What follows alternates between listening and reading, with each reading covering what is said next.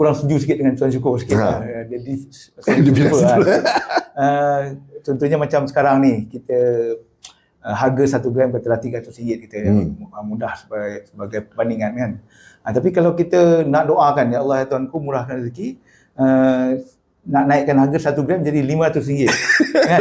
So saya kata situ artinya kita mendoakan duit Malaysia jatuh. Ya, saya tak tahu tu kat mana situ.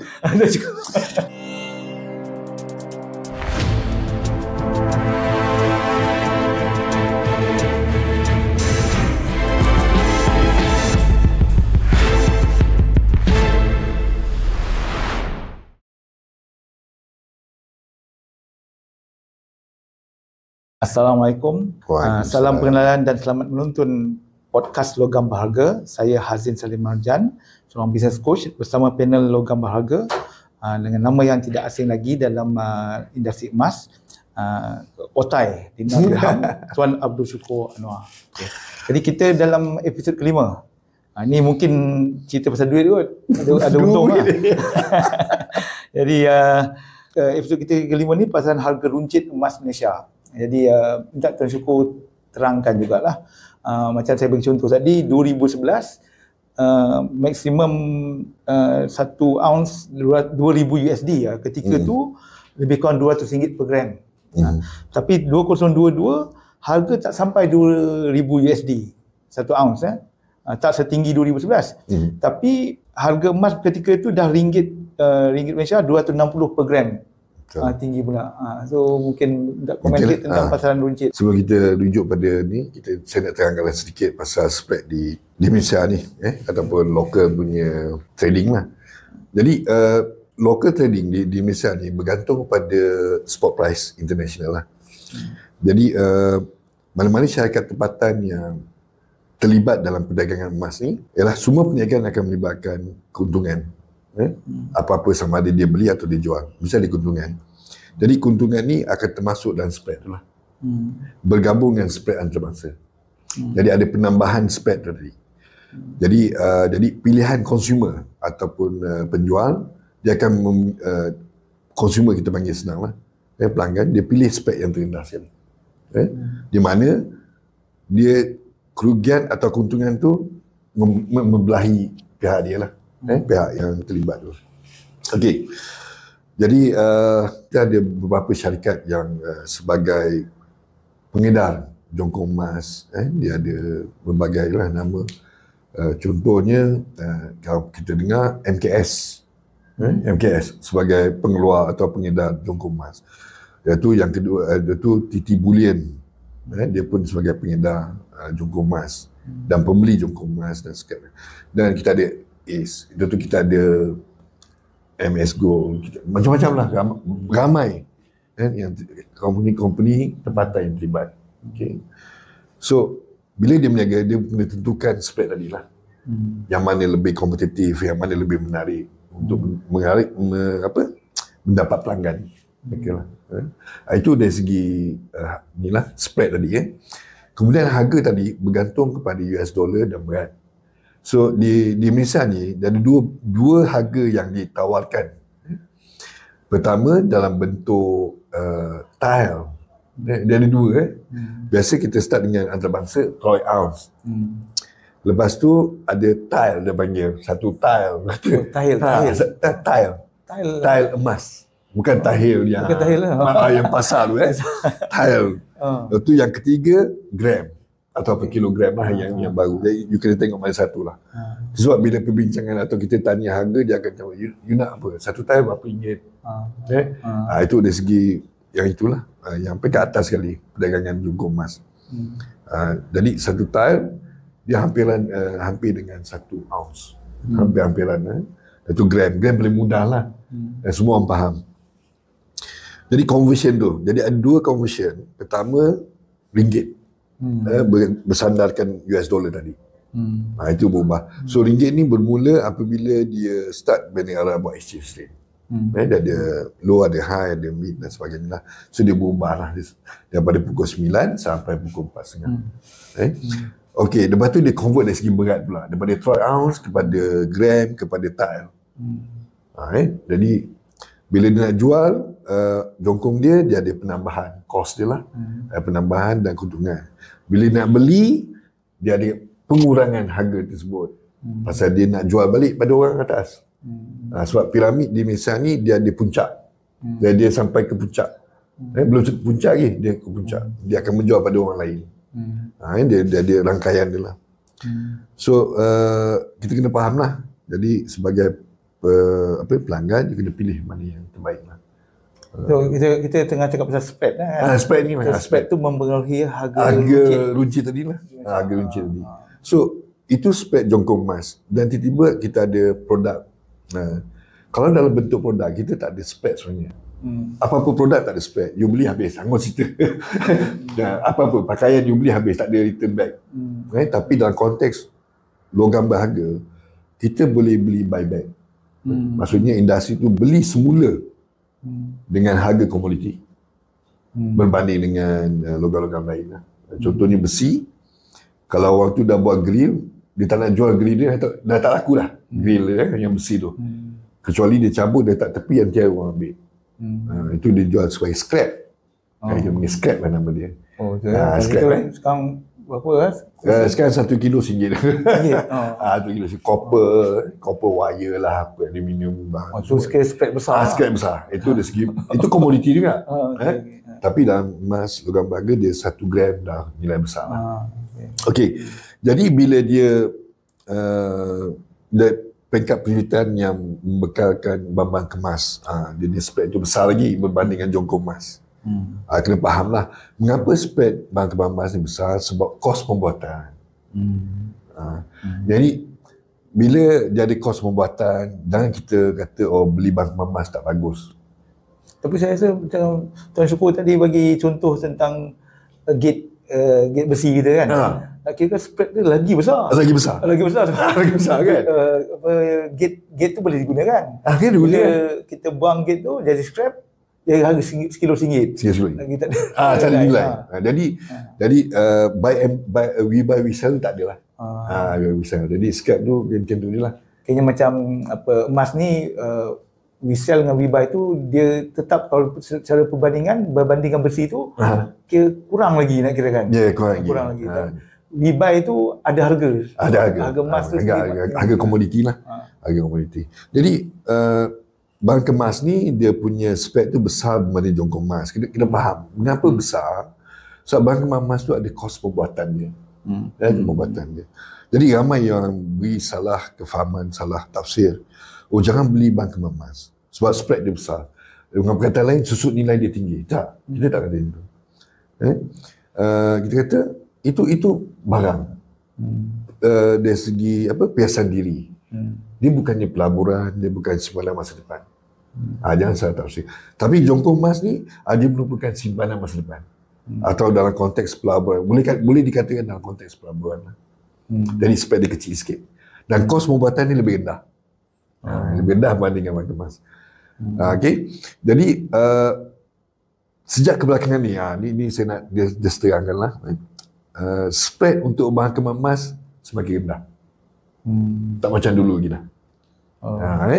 Sebab apa? Permintaan tu tinggi sebagai scrap barang-barang terpakai. Mengapa? Pertama, bahan kemas yang kita ada, kita tak nak pakai lagi.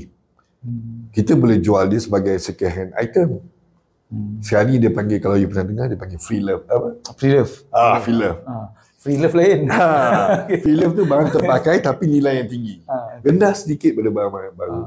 Itu dah spek dia rendah dah. Jadi konsep tu itu yang terbaik lah.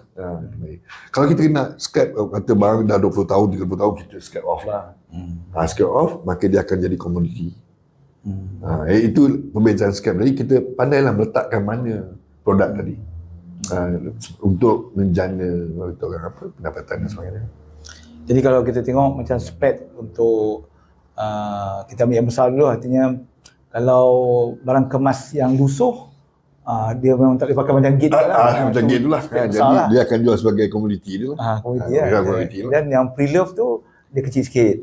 Kecil sikit. Yang gold bar tu lagi kecil. Lagi kecil. Sebab saya cuma tambah perkataan susut nilai tu agak tidak sesuai digunakan dalam konteks logam berharga lah. Saya bukan susut nilai. Kalau katakan kita beli macam Tuan Azli kata apa, dulu you beli berapa ringgit satu gram?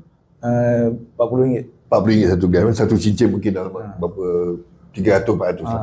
Sekarang ni mungkin harga dia lebih tinggi lagi. Kan? Kalau ini bergantung pada harga semasa dia akan meningkat. Jadi kita kata apa yang dikatakan susut nilai? Dia susut nilai pada pembuatan je lah. Itu saya kata macam gate besi tu kan. Itu betul-betul susut nilai. Kan sekali buang dia sikit. Itu betul ada susut nilai. Macam itulah.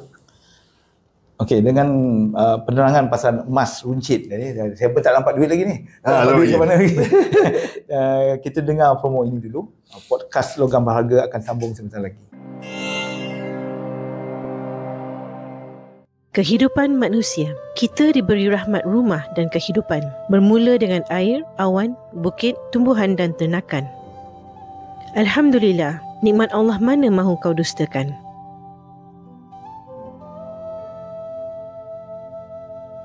Pihak zakat dan wakaf menerima zakat wakaf emas perak. Ada yang terima ringgit Malaysia, ada yang terima dalam bentuk logam berharga. Bayar zakat emas dengan emas atau ringgit. Bayar wakaf emas dengan emas atau ringgit. Sila rujuk agensi zakat dan wakaf negeri berdekatan anda. Terima kasih Tuan. Pembayaran zakat emas Tuan dan wakaf emas Tuan telah disempurnakan. Pihak zakat akan agihkan kepada asnaf yang layak. Asnaf terima zakat. Berbelanja barang dapur, majukan diri. Asnaf sebagai perangsang ekonomi. Asnaf sebagai pengguna, ekonomi terangsang dan makmur apabila asnaf diraikan.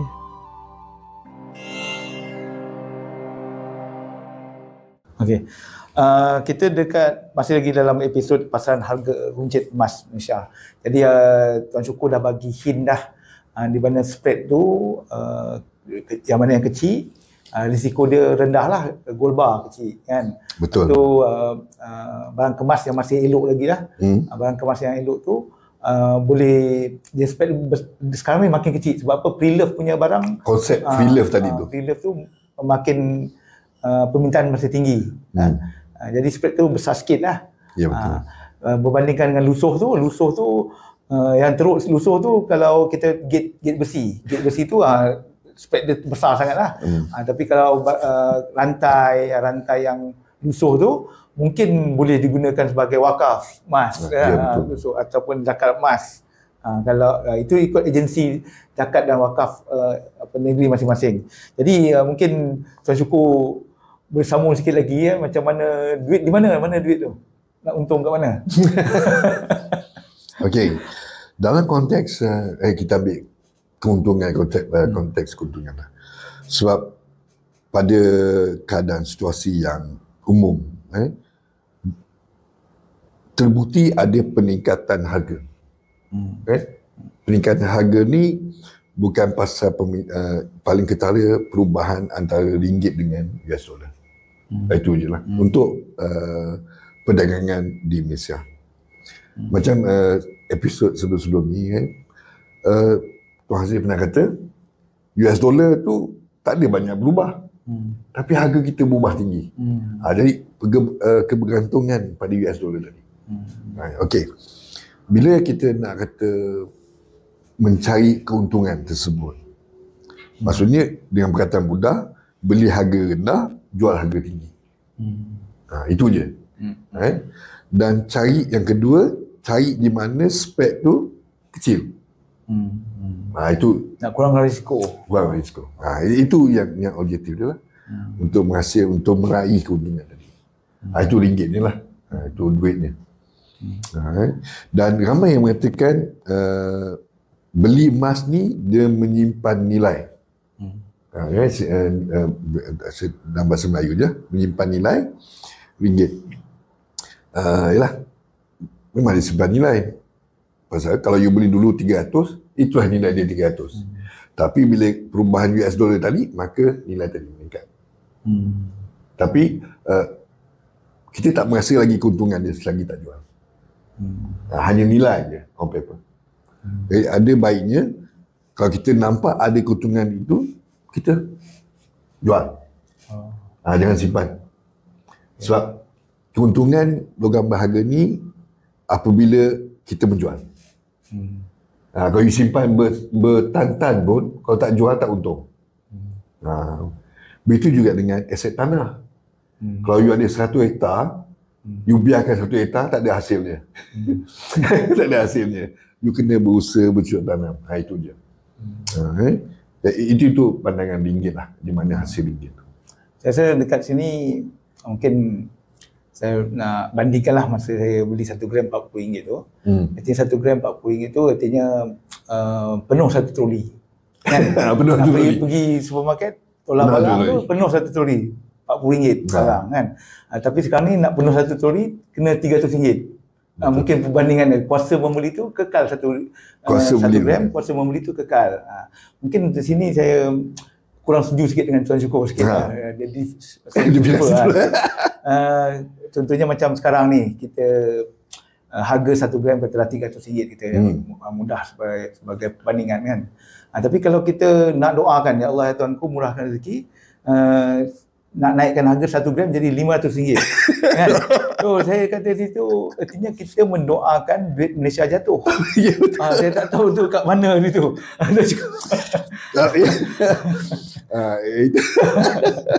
Memang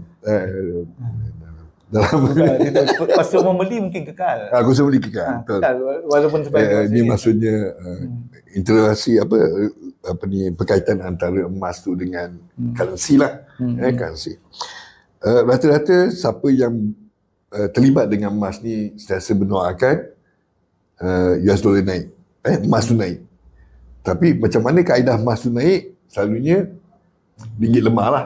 Atau apa-apa kuasa yang menyebabkan permintaan emas tu meningkat. Apa-apa kuasa lah. Jadi itu satu. Yang kedua, kalau katakan ringgit tu lemah, maka domestic market pun meningkat.